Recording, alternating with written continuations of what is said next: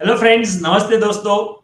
Weekend के इस video में आपका स्वागत है कि जहां पे हम हर हफ्ते मार्केट्स के ऊपर डिस्कस करते हैं 15-20 मिनट में। और डेटा डेटा के साथ साथ चार्ट सेटअप्स और क्या आने वाली वीक में हो सकता है, मार्केट्स में क्या इंपॉर्टेंट लेवल्स है, इसके अलावा कौन से स्टॉक्स है जिसके ऊपर आपकी नजरें हो सकती है, ये सब हम नेक्स्ट 15-20 मिनट में डिस्कशन करेंगे। तो ये वीडियो को जरूर अंत तक देखिएगा। काफी सारे इनसाइट्स हम ये वीडियोस में शेयर करेंगे।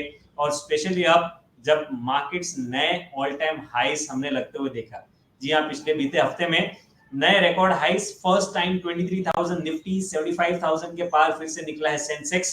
और ये रिकॉर्ड हाइस इलेक्शन के रिजल्ट्स के जस्ट पहले क्लियरली इंडिकेट कर रहा है कि मार्केट पार्टिसिपेंट्स काफी एक्साइटेड है और उन्हें लग रहा है कि इलेक्शन के रिजल्ट्स है वो मोस्टली जो करंट रूलिंग गवर्नमेंट है उनके फेवर में आ सकती है और इसीलिए मार्केट में तेजी देखी गई है। Secondly, FIIs. यस, ये हम जो डेली वेबिनार कर रहे हैं उसमें डेली हम डिस्कस कर रहे हैं कि एफआईआईस की इतनी ज्यादा शॉर्ट हैवी पोजीशंस हो गई थी और मार्केट में कहीं वीकनेस नहीं आ रही थी, तो यूजुअली जब ऐसी सिचुएशंस होती है तो वो शॉर्ट्स कवर होती है। और यही शॉर्ट कवरिंग के डेटा भी हमने ये वीक में देखते हैं। सो पहले डेटा देखते हैं कि डेटा के साथ में हम चार्ट्स के सेटअप भी देखेंगे। सो अगर डेरिवेटिव्स के डेटा देखें, सो ये आपके सामने एफएनओ के डेटा है। अब मैंने आज ये डेटा में किया है 24 मई, यानी कि जो फ्राइडे का ट्रेडिंग सेशन था वो डेटा लिया और उसको कंपेयर किया है 17 मई के साथ में, 17 मई, क्योंकि 17 मई पिछला फ्राइडे था। राइट। सो यूजुअली हम डे टू डे करते हैं जब हम डेली वेबिनार करते हैं, लेकिन इस हफ्ते क्या हुआ है, एफआईएस के डेटा में क्या चेंजेस हुआ है, ये मैंने ये Friday compare to last Friday किया है। राइट। सो अगर आप देख सकते हैं कि चेंजेस, ये चेंज कितना हुआ है वो है। तो इस हफ्ते जो हफ्ता गया है उसमें एफआईएस ने 1,51,000, 1.5 लाख नए इंडेक्स फ्यूचर्स लॉन्ग्स बनाए हैं। माइंडेड, ये हफ्ते के पहले एफआईएस की ज्यादातर पोजीशन आई थिंक 28% या 30% के आसपास लॉन्ग शॉर्ट रेशियो थी, जो अब सुधर के 49% के आसपास आ गई है। राइट। सो 81,000 उन्होंने जो उनके शॉर्ट कॉन्ट्रैक्ट्स थे वो कम किए और सामने उससे ऑलमोस्ट डबल 1.5 लाख नए लॉन्ग कॉन्ट्रैक्ट्स ऐड किए, ताकि उनकी नेट शॉर्ट ज्यादा नहीं रहे सिस्टम में, मार्केट्स में कोई वीकनेस नहीं आ रहे। और अब अगर देखेंगे तो नेट शॉर्ट्स माइनस लॉन्ग 3,26,000 अब उनकी शॉर्ट कॉन्ट्रैक्ट्स ओपन है। राइट। और सामने सिर्फ और 3,10,000 उनकी लॉन्ग कॉन्ट्रैक्ट्स ओपन है। तो जो हम एक हफ्ते पहले नेट शॉर्ट्स 2 लाख के ऊपर के कॉन्ट्रैक्ट्स की बात कर रहे थे, वो अब आए हैं सिर्फ 15,800 पे, यानी 16,000 के आसपास ही नेट शॉर्ट्स आए हैं। लास्ट वीक अगर मैं यही फिगर देखता हूं, 4,07,000, ये पिछले फ्राइडे का डेटा है, तो 4,07,000 कॉन्ट्रैक्ट्स उनके शॉर्ट साइड पे थे, 1,58,000 1,58,000 लॉन्ग साइड पे थे, ऑलमोस्ट 2.5 लाख 2,49,000 कॉन्ट्रैक्ट्स उनके शॉर्ट्स पे थे। 2,49,000 से अब नेट शॉर्ट कॉन्ट्रैक्ट्स कितना है, 16,000 के आसपास। सो क्लियरली ये जो अपमूव हमने देखा है पिछले हफ्ते एफआईएस के शॉर्ट कवरिंग और सामने उनकी लॉन्ग बिल्टअप की वजह से, और ये काफी एंटिसिपेटेड भी था, इसके बारे में हम हमारे वेबिनार्स में बात कर भी रहे थे कि एफआईएस शॉर्ट तो गए हैं लेकिन मार्केट गिर नहीं रहे। और चाहे आप हो, मैं हूं, एचएनआईज हो, एफआईएस हो, कोई भी हो, अगर शॉर्ट पोजीशंस खड़ी है इतनी सारी और मार्केट में स्ट्रेंथ दिख रही है तो हम क्या करेंगे, कहीं ना कहीं वो शॉर्ट्स कवर करने को देंगे, और यही एक्सपेक्ट हम कर रहे थे। बट अच्छी बात है कि शॉर्ट कवरिंग के साथ साथ फ्रेश लॉन्ग बिल्डअप ज्यादा हुई उनकी, और इसीलिए हमने ये रेशियो आते हुए देखा। यही इसका फायदा थोड़ा क्लाइंट सेक्शन ने उल्टा लिया है कि जो उनकी शॉर्ट पोजीशंस बनी, क्लाइंट्स ने अपने थोड़े से लॉन्ग पोजीशंस कम किए, क्योंकि उन्होंने लॉन्ग्स लोअर लेवल्स पे बनाए थे। पहले के लॉन्ग उनके खड़े थे और उन्होंने 1,40,000 शॉर्ट कॉन्ट्रैक्ट्स खड़ा है। सो ऑलमोस्ट ऑपोजिट डेटा, लेकिन अगर उनका लॉन्ग शॉर्ट रेशियो देखेंगे तो नेगेटिव नहीं, 54% उनका लॉन्ग शॉर्ट रेशियो है। सो डेटा क्लियरली पॉजिटिव है कि एफआईएस की वजह से, जिनकी शॉर्ट पोजीशंस बनने की वजह से हमने वो 1000 पॉइंट का करेक्शन दो बार देखा। राइट, कि जहां पे 22,800 से लेके 21,800 850 की रेंज पर दो बार हमने निफ्टी को आते देखा, और दोनों ही टाइम मेन रीजन था एफआईएस की शॉर्ट, वो शॉर्ट्स अब वो कवर कर चुके हैं। Right, so those shorts have been covered. 49% long short ratio, not bad. 54% long short ratio तक आए हैं क्लाइंट सेक्शन। अब chart structures. So last week हमने ये डेली आरएसआई पॉजिटिव था, उसके बाद एक भी बार नेगेटिव क्रॉस और हुआ ही नहीं, so there was no chance to stay negative. So clearly हमारा जो पॉजिटिव स्टांस है वो अब भी कंटिन्यूड है। अब चीज है ये चैनल। राइट, सो ये चैनल यानी कि जो ट्रेंड लाइंस आप देख रहे हैं, मैंने high to high draw join करके ड्रॉ किया है, लो टू लो जॉइन करके ड्रॉ किया है, उसके higher end of the channel तक आवा है। सो ये रेजिस्टेंस तो है, और हमेशा जब जब भी ऐसे नए ऑल टाइम हाइस बनते हैं, कोई भी स्टॉक हो या इंडेक्स, तो जो रीसेंट करेक्शन है उसके हम रिट्रेसमेंट लेके देखते हैं कि नेक्स्ट रेजिस्टेंसेस नए हाइस पे कहां पे आ सकते हैं। तो जो 127% रिट्रेसमेंट है ये रिसेंट फॉल का, वो आ रहा है 23,050 के आसपास, 23,050 के आसपास, जो ये higher end of the channel भी है। तो 23,050, 23,150 ये रेंज है जो इनिशियली आने वाले हफ्ते में रेजिस्टेंस रहेंगी। अब हमें ये देखना इंपॉर्टेंट है कि वेदर यहाँ पे कुछ रिवर्सल आता है या फिर ये ब्रेकआउट करके रैली कंटिन्यू होती है। अगर रिवर्सल आएगा, कुछ हमको लोअर टाइम फ्रेम चार्ट्स पे साइंस मिलेंगे आरएसआई के नेगेटिव क्रॉस ओवर वगैरह के, तो हम थोड़े से कॉशियस हो गए, बट वो उसके लिए हमारे वेबिनार में जुड़ते रहिएगा। लेकिन फिलहाल नहीं, फिलहाल तो मोमेंटम पॉजिटिव है, तो बेटर है कि मोमेंटम के साथ ही रहे। हाँ, अगर ये ब्रेकआउट आता है ये चैनल के ऊपर ब्रेकआउट, तो नेक्स्ट लेवल क्या आएगा, तो इसी रिट्रेसमेंट को जो 127% है वो एक्सटेंड करके हम 61.8% देखेंगे, जो 23,400 के अराउंड आएगा, राइट। सो 23,050 से 23,150 ये पहला हर्डल, ये क्रॉस होता है तो फिर 23,400, 23,400 ये लेवल्स फिर निफ्टी में एक्सपेक्ट कर सकते हैं। So daily momentum still remains negative. हम थोड़े लोअर टाइम फ्रेम पे भी जाके देखते हैं, क्योंकि इंडेक्स ऑलरेडी चल चुका है। या सो फ्राइडे के सेशन में हमें ओवरबॉट से थोड़ा नेगेटिव क्रॉस ओवर अवर्ली पे मिला है, बट प्राइस वाइज कुछ वीकनेस फिलहाल नहीं है। सो मे बी छोटा सा डिप, एंड फिर अगेन अगर ये अवर्ली, क्योंकि ओवरबॉट है, थोड़ा सा कूल ऑफ हो गए, फिर ये वापस मोमेंटम रिज्यूम होगा। क्योंकि ट्रेंड जब काफी स्ट्रांग रहता है ना, तो मार्केट ज्यादा करेक्शंस नहीं देता है, right. When trend is very strong, अगर ओवरबॉट हो जाता है तो ओवरबॉट से छोटे मोटे करेक्शंस या साइडवेज मूव हो जाते हैं, थोड़ा कूल ऑफ होता है, बट वो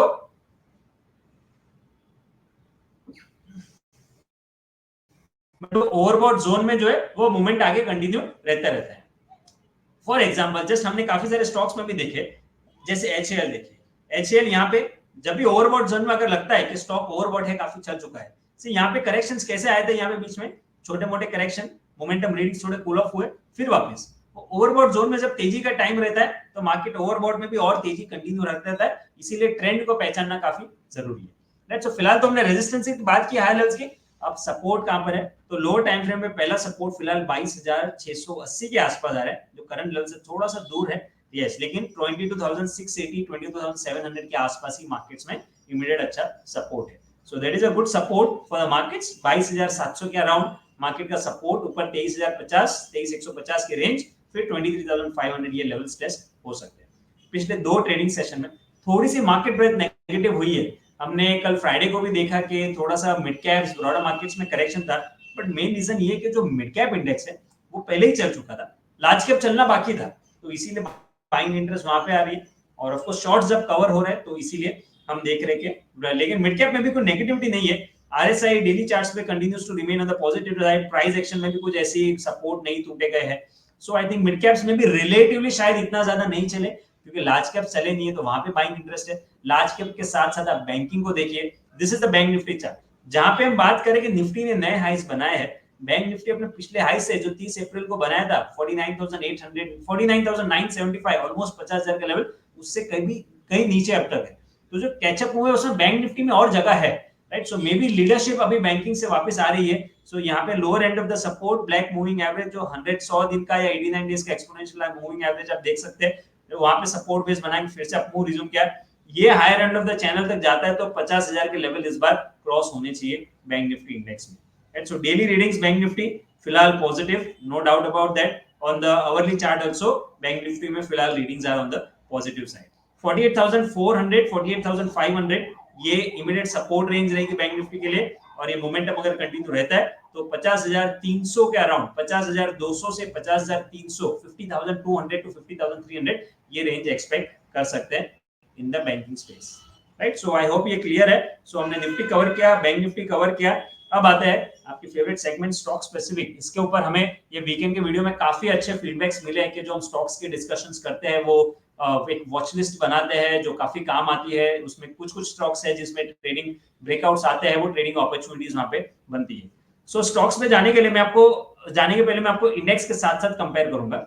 निफ्टी बैंक इंडेक्स हमने देखा, और निफ्टी प्राइवेट सेक्टर बैंक का एक भी एक इंडेक्स है, निफ्टी प्राइवेट बैंक इंडेक्स करके। I just see whether I could get that. Private banks का क्या, निफ्टी प्राइवेट बैंक इंडेक्स, ये प्राइवेट सेक्टर बैंक का इंडेक्स है। सो सिमिलर जो हमने बैंक निफ्टी का इंडेक्स देखा, यहाँ पे प्राइस एक्शन देख रहे हैं राइजिंग चैनल में, राइट। सो यहाँ पे सपोर्ट बेस बना है 23,600 के आसपास, ये राइजिंग ट्रेंड लाइन था, उसके आसपास बना के यहाँ पे अप मूव है। सो अब यू कैन सी कि यहाँ पे 24,300 के आसपास निफ्टी प्राइवेट बैंक इंडेक्स ने फ्राइडे को क्लोज दिया है, higher end of the channel 25,000 के ऊपर। सो जगह प्राइवेट सेक्टर बैंक्स में ज्यादा है, राइट। सो आई थिंक ये जो मोमेंटम है प्राइवेट सेक्टर बैंक्स में आने वाले वीक में भी कंटिन्यू रह सकता है, तो यहाँ पे आप फोकस कर सकते हैं with in the private sector banks. अगर स्टॉक्स को नोट डाउन करें, axis bank, I think axis bank मैंने पिछले वीकली वीडियो में भी डिस्कस किया था, राइट, कि यहाँ पे बाइंग अपॉर्चुनिटी दिख रही है, क्योंकि स्टॉक ये जो चैनल ब्रेकआउट दिया था वो चैनल को रीटेस्ट किया, ग्रीन मूविंग एवरेज के आसपास स्टॉक ने सपोर्ट बेस बनाया और अब अपनों का रिजम्पशन किया है। Daily average positive, weekly average positive, सभी टाइम फ्रेम पे एक्सिस बैंक के चार्ट सक्सेस बहुत अच्छे हैं, right. So Axis bank Nifty private sector banks में this could be one of the stock के जहां पे एक अच्छा मूव रह सकता है। बाकी इसके अलावा I think HDFC bank has started again showing some positivity. Yes, HDFC bank में भी आरएसआई पॉजिटिव, ये मोर एक रेंज बाउंड है। अब रेंज के हायर एंड को ब्रेकआउट आने वाले वीक में देता है कि नहीं देखना रहेगा। जो 1555 है, 1555 उसके ऊपर निकल जाता है तो ये गैप एरिया फिल करने को स्टॉक आ सकता है जो 1650 के 1655 के आसपास है। तो एक तो बैंकिंग है जहां पे एक अच्छा मूव रह सकता है। बैंकिंग के अलावा oil and gas, so oil and gas sector के अगर देखते हैं, I just see whether I could find that oil and gas index, Nifty oil and gas,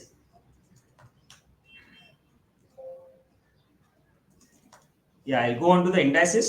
So Nifty अगर ऑयल एंड गैस के चार्ट स्ट्रक्चर्स देखे तो ये एक Nifty oil and gas index का चार्ट है, right. So you can see एक तो नीचे आरएसआई देखिए, नो डाउट पॉजिटिव।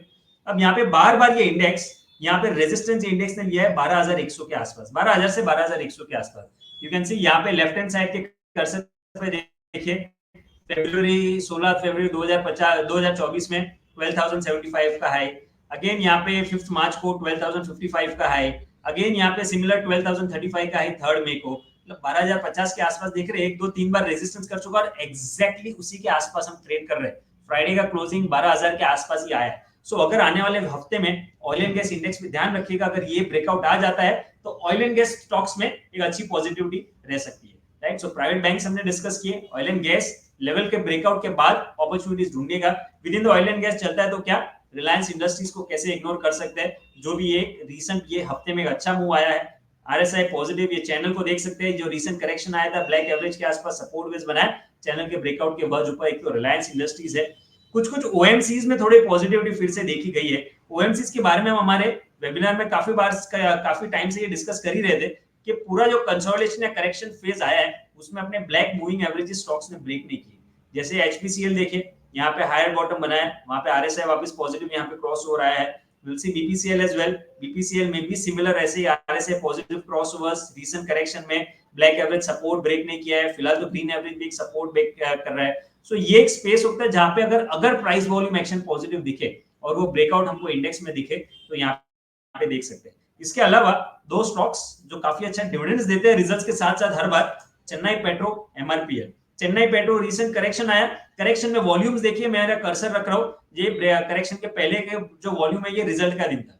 रिजल्ट के टाइम पे अच्छे वॉल्यूम, उसके बाद जो करेक्शन आया कोई भी बड़े वॉल्यूम्स के साथ करेक्शन नहीं, ब्लैक एवरेज सपोर्ट बेस बनाए, वहां से वापस पॉजिटिव क्रॉसओवर दे रहा है। सिमिलरली एमआरपीएल भी देखें, एमआरपीएल के चार्ट स्ट्रक्चर्स भी अगर देखें तो सेम सपोर्ट के आसपास है ये भी। सो यहाँ पे भी 199 के आसपास काफी स्ट्रॉन्ग सपोर्ट है।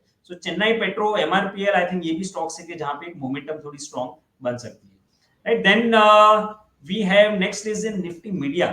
सो इसके बारे में वैसे ज्यादा चर्चा होती नहीं है क्योंकि हमेशा ही अंडर परफॉर्म करता है, बट यहाँ पे एक मैं इसके लिए डिस्कस कर रहा हूँ क्योंकि यहाँ पे थोड़े डाइवर्जेंसेस देखे गए। अब मेरे कर्सर में जहाँ पे रख रहा हूँ वहां पे प्राइस एक्शन देखिए, यहाँ पे ऑलमोस्ट एक डबल बॉटम जैसा प्राइस यहाँ पे बना है, राइट। सो यहाँ पे डबल बॉटम जैसा पैटर्न यहाँ पे निफ्टी मीडिया इंडेक्स में बना है और आरएसआई ने हायर बॉटम बना के एक पॉजिटिव क्रॉसओवर दिया है। सो एक pullback move Nifty media index में ये रह सकता है जहाँ पे 1980 तक, अभी 1890 के आसपास क्लोजिंग है, 1980 तक जा सकता है, लेकिन यहाँ पे थोड़े हाई बीटा नेम्स है। ज्यादातर वेटेज कॉन्स्टिट्यूएंस देखें तो बड़े वेटेज दो स्टॉक्स के, जी एंटरटेनमेंट और सन टीवी। सो यहाँ पे मैं नहीं कहूंगा कि ट्रेडिंग रिकमेंडेशन है, बट अगर किसी का एग्जिस्टिंग पोजीशंस है तो एक पुलबैक मूव जी एंटरटेनमेंट में 169 जो ब्लैक एवरेज है वहां तक का शायद पॉसिबिलिटी है, ये बन सकता है। बट ट्रेडिंग के लिए कोई सेटअप्स नहीं है क्योंकि स्टॉक हाई बीटा नेम है, वी कैन सी दैट ज्यादा रिस्क यूजुअली स्टॉक में है। फर्टिलाइजर स्टॉक्स में एक अच्छे मूव हमने फ्राइडे को देखे थे जिसमें आरसीएफ ब्रेकआउट के यहाँ पे दे रहा है। सो यहाँ पे आप देख सकते हैं कि एक अच्छा वॉल्यूम यहाँ पे पैटर्न फॉर्म हुआ है फ्राइडे को, काफी बड़े volumes.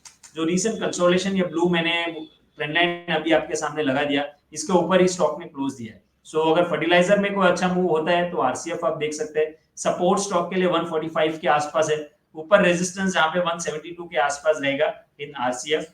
TVS motor with in the auto space. अब ऑटो तो आप देखेंगे तो ऑटो इंडेक्स पिछले कुछ महीनों में मार्केट में ऊपर जा रहे हैं, नीचे जा रहे हैं, करेक्शन जा रहे हैं, उसका कोई फर्क नहीं पड़ रहा है। सो ऑटो इंडेक्स कंटिन्यूस ऊपर जा रहा है, जिसमें टीवीएस मोटर ने फ्राइडे को प्रीवियस स्विंग हाई के यहाँ पे रेजिस्टेंस दिया है। अब नेक्स्ट रेजिस्टेंस जो पहले का ऑल टाइम हाई थे 2313 उसके आसपास आएगी, उसके ऊपर फिर और मोमेंटम कंटिन्यू रहेगा। आरएसआई भी पॉजिटिव, प्राइस वॉल्यूम एक्शन भी पॉजिटिव। कुछ सीमेंट स्टॉक्स भी आप ध्यान पे रख सकते हैं। सीमेंट यहाँ पे दो स्टॉक्स में डिस्कस करूंगा, एक तो अल्ट्राटेक सीमेंट जहां पे हमने ये चैनल का ब्रेकआउट देखा है, we can see this channel, काफी लंबे टाइम तक ये चैनल के अंदर था, अब उसका ब्रेकआउट अल्ट्राटेक सीमेंट में आया है। और रैमको सीमेंट, हालांकि रैमको सीमेंट ज्यादा चर्चा में नहीं रहता है, और यहाँ पे अगर इनकेस कुछ पॉजिटिविटी बनती है, क्योंकि यहाँ पे एक डाइवर्जेंस दिख रहा है। अब ये 14 मार्च जहां पे मैंने कर्सर रखा है उसका लो देखिए 781 का, और जो आरएसआई स्मूथेड ऑसिलेटर में ट्रैक करता है वो 7-8 के आसपास है, इतना ओवरसोल्ड था। नए लो प्राइस ने बनाए हैं, राइट, प्राइस ने 742 का नया लो बनाया, बट आरएसआई 14-15 के आसपास। सो पॉजिटिव डाइवर्जेंस यहाँ पे दिखा जा रहा है रैमको सीमेंट में। मे बी कल और परसों जो 2 दिन फ्राइडे और थर्सडे को जो हाई बना था 800 के ऊपर स्टॉक निकलता है तो 840 844 तक का पुल बैक मूव इसमें रह सकता है, right. Then last one stock जो आपके लिस्ट में रख सकते हैं, हालांकि यहाँ पे कुछ एक्शन नहीं हो रहा है, डीएलएफ। अब डीएलएफ में एक्शन तो फिलहाल तो नहीं है, बट लेकिन स्टॉक के करेक्शन के बाद में अपने मूविंग एवरेज सपोर्ट्स के आसपास पिछले एक हफ्ते से कंसोलिडेट कर रहे हैं।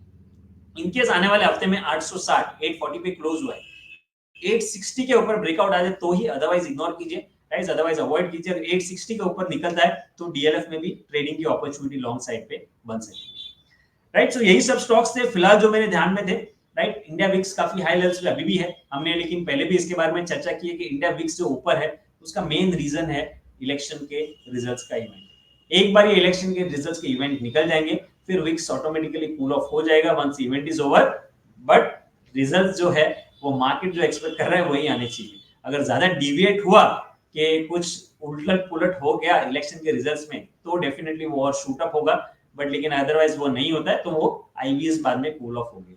तो अगर आप इलेक्शन के रिजल्ट्स के पर्सपेक्टिव से भी अगर ऑप्शंस में बाइंग कर रहे हैं 6 जून की एक्सपायरी को मद्देनजर रखते हुए कि 5 को रिजल्ट आएंगे, 6 के एक्सपायरी में, तो याद रखिएगा बहुत बार होता है कि मार्केट डायरेक्शन में भी पॉजिटिव जाता है बट ऑप्शंस के प्रीमियम्स इतने ज्यादा बढ़ते नहीं है क्योंकि जो आईवीज है वो कूल ऑफ हो जाती है, तो वो सिनेरियोज भी होते हैं। सो उसके ऊपर जरूर थोड़ा फोकस में रखिएगा, पोजीशन साइजिंग इतनी एग्रेसिव मत बनाइएगा ताकि इनकेस नहीं चलता है तो कोई बड़े लॉसेस वहां पे हो, राइट। आई होप ये वीडियो आपको पसंद आया हो और इसमें जो हमने डिस्कशंस किए हैं वो आपके काम आएंगे, राइट। सो इसके अलावा बाकी डेली हम मिलते ही है 11:30 से 12 आधे घंटे का हम लाइव मार्केट वेबिनार भी करते हैं, उसमें जरूर हमसे जुड़िएगा।